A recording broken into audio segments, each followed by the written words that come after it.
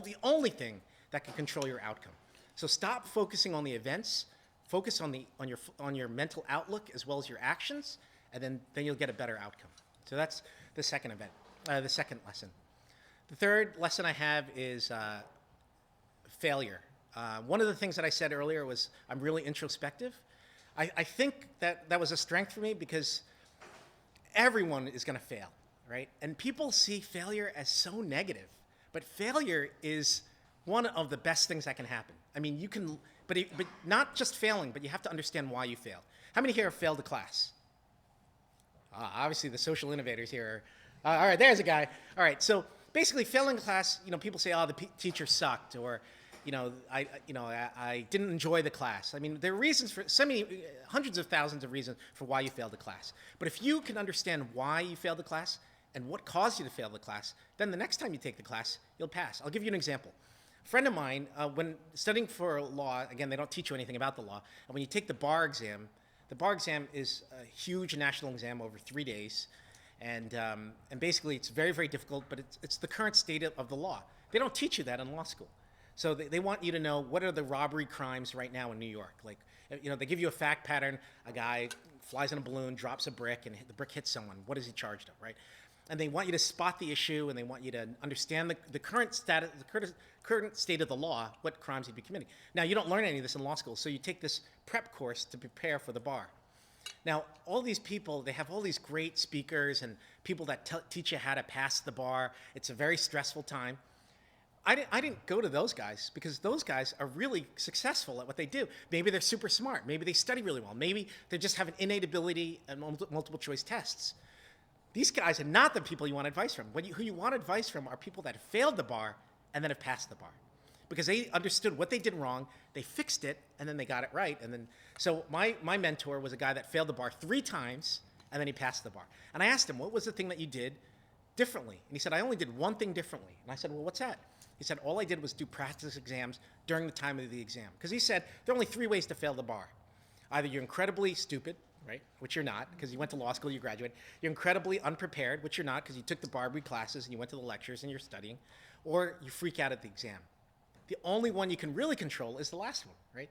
You don't freak out. You have 40 seconds a question.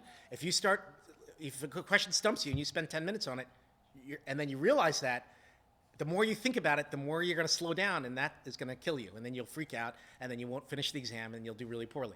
So he said, just do the exam during the time you're going to take the exam. So the exam's from 9 o'clock in the morning till 5 in the evening. He took practice exam after practice exam from 9 a.m. to 5 p.m., alternating days, and then the other alternating days, he reviewed the exam, and he circled the ones he got wrong, and he read them and he began to understand. So that was his study method. His study method was through practice of exams. And I thought, wow, simulating an exam, it's the best way. Because when I used to be a high school wrestler, and my coach used to say, you could work out in the gym, you could run, you could work on your cardio, but the only real practice to wrestling is wrestling, right? So, and we would wrestle all the time, and that gave me the skills. And I thought back to this time in high school where I was a wrestler, and I thought, wow, this guy's got it. So that's the way I studied, and I passed the bar. Now, that's not to say, however, that if I didn't study that way, that I would have failed. But I knew this was the right success path for me, and it's through the use of failure. So if you're thinking of doing something, anything, figure out a way, not how to succeed, but think about the ways for the fastest point of failure. It's just an exercise, but figure out how can you fail the fastest. Not the biggest, but the fastest. So this way, you can learn from these failures and correct them. So, and I actually spoke at a TEDx conference, and I spoke to the guys that started Guilt. The guy that spoke after me or before me was the CTO of Guilt. Are you guys familiar with Guilt? It's like an online auction site. It hit the internet like 3 or 4 years ago. It does huge volume, and now it's great. This guy was a CTO, and he said his recommendation for any company is to launch something as soon as possible. And I definitely agree with that advice. You want to launch something as soon as you can, and you want it to fail so that you can see what it's doing. Like, you can monitor it. You can be introspective as to what's going on. What do people like about it? What don't they like? You can send surveys. You can correct your mistakes, and then you can fix them. And that's the third lesson. So you want to fail fail fast, fail hard, and figure out why you're failing. And don't look at it as, I mean, it's a failure of it, but it doesn't mean that you're a failure, right? Like, you're learning from it, and you can make yourself better from it. So learn from your failure, and and then you'll figure it out. So those are the 3 lessons that I had, and I don't know if you guys ever have any questions, but I think the timing's about right.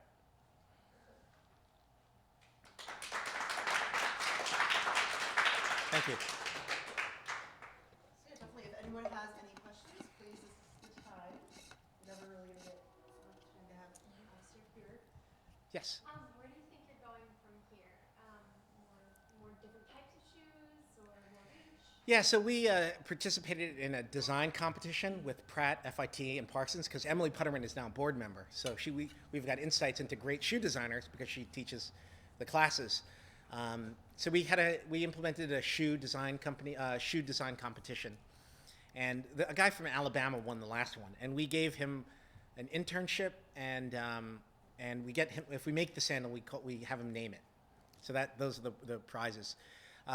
One thing that I'm really committed to doing is producing a high-end women's shoe made out of recycled products. There's nothing like it. Like, if you're looking at the shoe industry as an apparel industry, it's the hardest area to manufacture a 100% recycled shoe because all the components are made new, and when you're buying components for your shoe, like your heel or your insole, you can only buy it from certain manufacturers, and they only have new products. So you can't get a supply of recycled insoles, for example. It's impossible to find. So I would really like, and I'm working with a designer who has a shoe company, to be able to create like a design that we can make 100% recycled shoe. So that's one direction we'd like to go in. Another, in terms of the business model, we're going in 2 directions simultaneously. Right now we only sell online. We're trying to bridge that gap by getting into some retailers. The retailers, it's it's like one of those areas where you didn't know what you didn't know when you started the company, and then as you learn things, you don't even want to know what you just learned, right? Like all these evils of these huge mega corporations that buy from suppliers and what they do to make them. In any event, so that's one direction that we're going. Simultaneously, we're trying to create an app so that organizations like Fordham, like if you've got a student group, you can raise money with your student group selling our sandals. So we're going to try to become the first quadruple bottom line, a triple bottom line company, or a social enterprise. They say it has 3 Ps, right? Planet, it helps the planet, or helps people, and makes a profit. So we do all 3. We help the planet by pulling tires out of landfills. We help people by donating one, as well as stimulating their economies. And then we do this by making healthy margins so that we can continue our business. The other element we'd like to add, and I'm trying to figure out a P for it, but working with local organizations to help them raise money. So for example, say you've got a computer club here in Fordham and you want to raise money. You can sell it for $45. We'll sell it to you. You can sell it for more than $45 and up, and then we'll split the profits with you. And then and this way you guys can raise money. You help the environment, you help people, and you make money doing it. So go ahead. So I have 2 questions. So first, it seems like the sandals are kind of heavy. Yeah. So I just kind of wanted to know where you guys are with that. Like, I understand that it's for durability and also puncture proof. Yeah. It's pretty heavy. And also, how does it avoid the problem of dumping shoes and getting rid of the shoemakers? I didn't really quite understand. Yeah, so basically, the first question is the easy one, the weight of it. So on our website, we actually had at one point 100,000 miles or a lifetime, whichever came first. Like, we had a warranty, and we actually had a customer that put it in a wood chipper and sent us the remaining shards of rubber, and he put it in a FedEx package. I opened this FedEx package, and out came all these little shards of rubber, and he said, "My shoe didn't last a lifetime. Send me another pair." And I was like, "What the hell did you do with it?" So we sent him another pair. But yeah, they're very heavy, and that depends on the thickness of the rubber tire. There's no real good way to skin them to make them thinner. Though we do have a manufacturer in Vietnam that uses the walking sidewalks at airports. They're rubber. They're thinner, and actually the rubber from the flip-flop is that rubber. So you can see it's much thinner. So we can use a thinner rubber. There are problems of the thinness of the rubber so right now, because there are no stable taxi glues, the way that the straps work is that you poke a hole